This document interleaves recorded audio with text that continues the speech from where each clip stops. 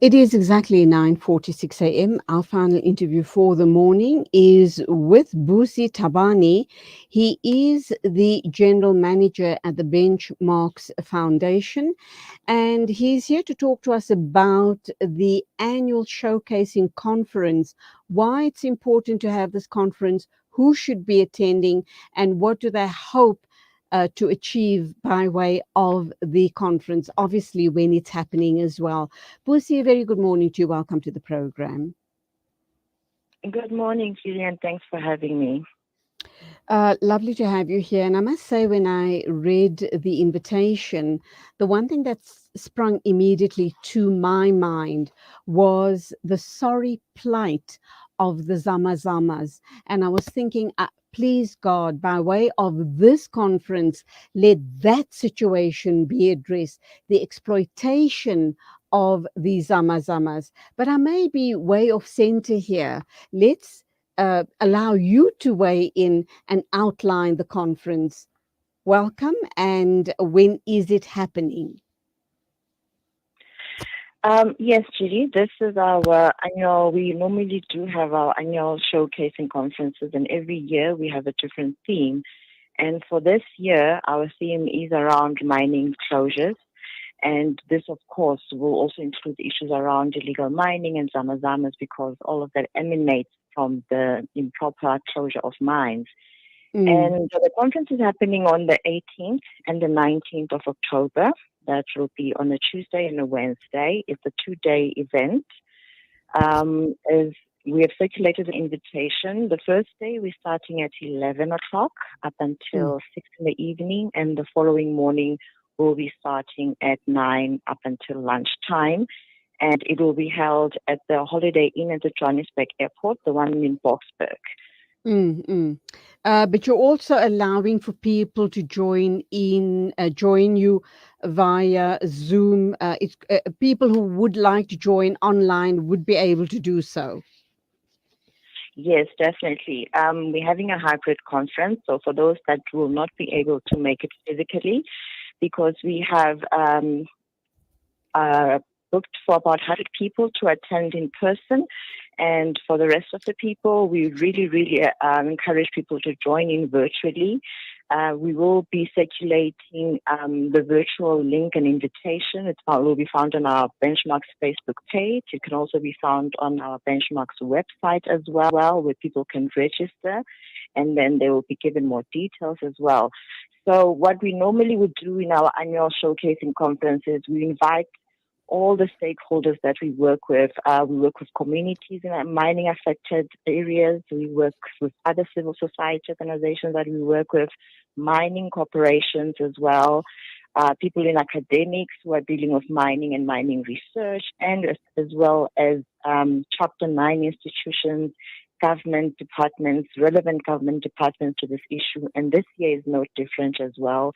We have a variety of people that are invited to attend, as well as a variety of people that are invited to also contribute and speak on this issue. Okay, so Busi, we here at Salam Media have been talking regularly with the Benchmarks Foundation regarding relevant issues, and this has been over time, obviously. For those people who don't know what, we'll get to, other issues around what else the conference is going to be unpacking more in detail, obviously.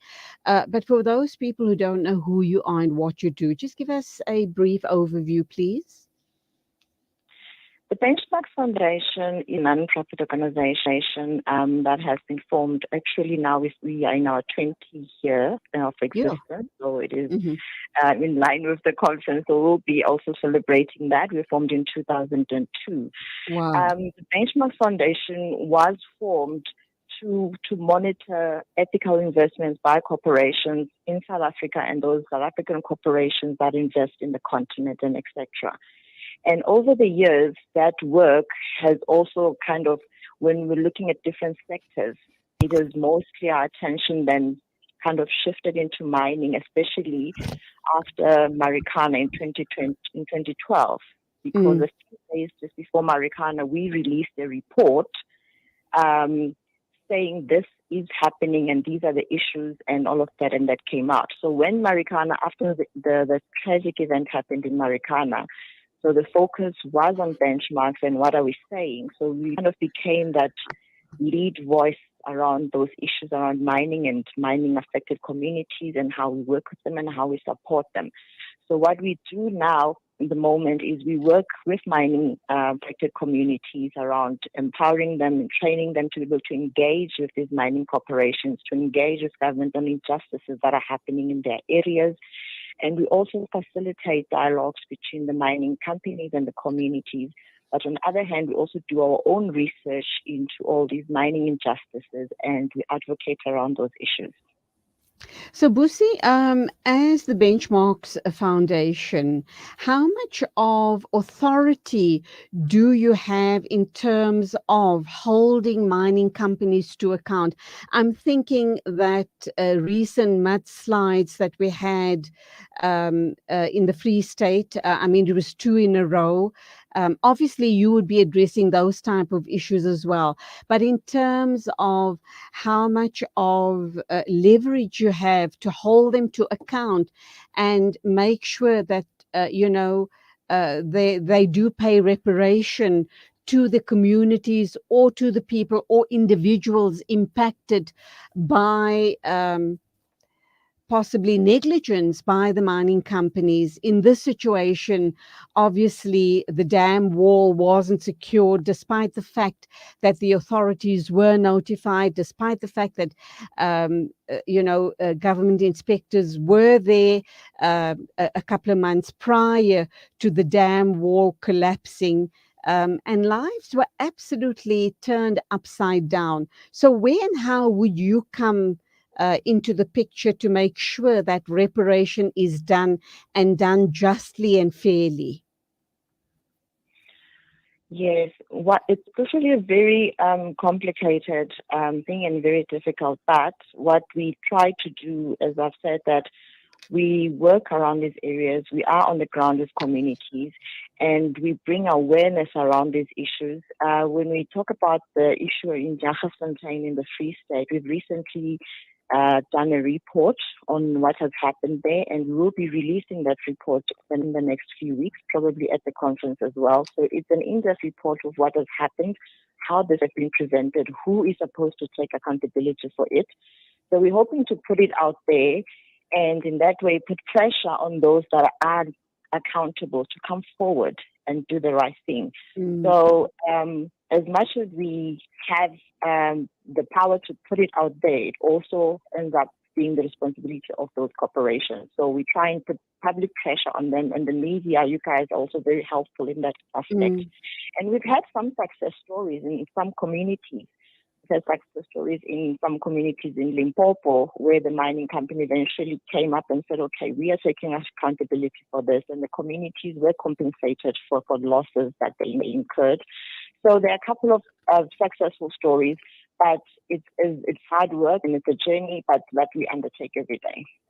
Absolutely. And I see as part of your current showcase conference this year, which is happening between the 18th and 19th of October, on the top of the list, and I'm so pleased to see that, is to discuss the legal regulatory frameworks that govern mining closures and particularly the obligations to rehabilitate such closures. So spot on. That obviously answers my question that I put to you, accountability. How does that address the Zama Zama situation? Because the majority of those people, sadly, are illegal immigrants and they are held literally to ransom by greedy landlords, greedy cartels, etc. And they are virtual slaves. They are modern day slaves here in our country. How are we going to stamp this out? I think it's really the Zamazamas are really at the bottom of the pit, literally and figuratively. Yes, that's definitely.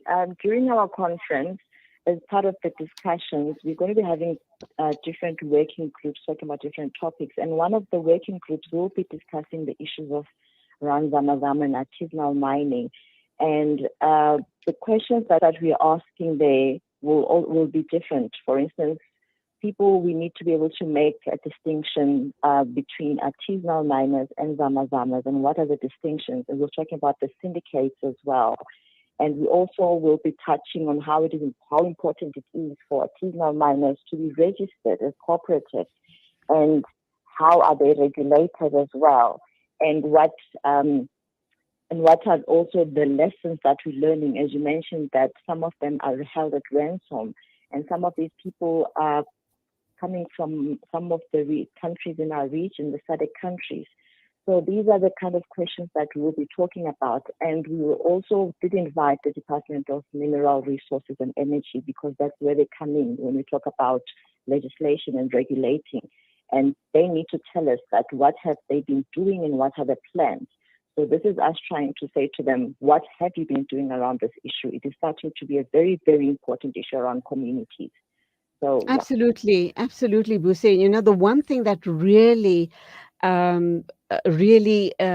kills me, for want of a better word. I mean, it devastates me when I hear about how these zamazamas remain underground for weeks on end. What an inhumane situation for them to be in. And Yes, we as South Africa allow this to happen. This is happening on our watch. We have to yes. absolutely stamp out that horrible, inhumane practice. These poor people are, treated worse than animals. We don't even treat our animals in that way. No, definitely. And I think in South Africa, we have not really had this conversation in depth. Many countries have had this conversation around mine closures, because the issue is just not, I think the Zamazamas and the illegal miners, what we see is almost like at the tail end of the problem. We need to start discussing the problem holistically and start saying, how did we get here? How are these people able to access these mines because they were not properly closed? And why were they not properly closed? Why has government not made sure that mining companies are held liable for proper mine closures? So this has to be kind of a very holistic discussion with everybody that is involved in this. Okay, so people that are very interested in getting involved here, whom do you believe should be your partners in the issue around the Zamazamas? At this particular conference, there are a couple of organizations that be talking around this. We have the National Artisanal Mining Association. Their representative will be here, so they will tell us about their challenges, their issues, and where they at and how they are organizing themselves. And we'll also be having someone from the Legal Resource uh, Council to be able to tell us in terms of the legal frameworks, where we at and what is happening. And of course, we'll have other civil society organizations that we work with that will be coming around. Lawyers for Human Rights, for example, the Center for Applied Legal Studies, Center for Environmental Rights, and etc. Okay, my final question then to you, post the conference, once all of the information and inputs have been collated, what are you going to do with it, and how then do you, put that very useful information and plans of action going forward? How do you disseminate this to the interest parties and interested parties and also the general public? Yes, what we're hoping to get out of the conference is a report or some plan of action, and this is where we're hoping to be able to lobby people like the portfolio committee on minerals, and because those are the people that would have the power to actually look into the legislation and put pressure on the department. So those are the people that we're looking at, and to be able to also work with chapter 9 institutions like the Human Rights, the Auditor General's Office, who have released reports, and together we can all lobby as well. Okay, Busi, that's where we're going to leave it. Thank you indeed for the amazing work being done by the Benchmarks Foundation.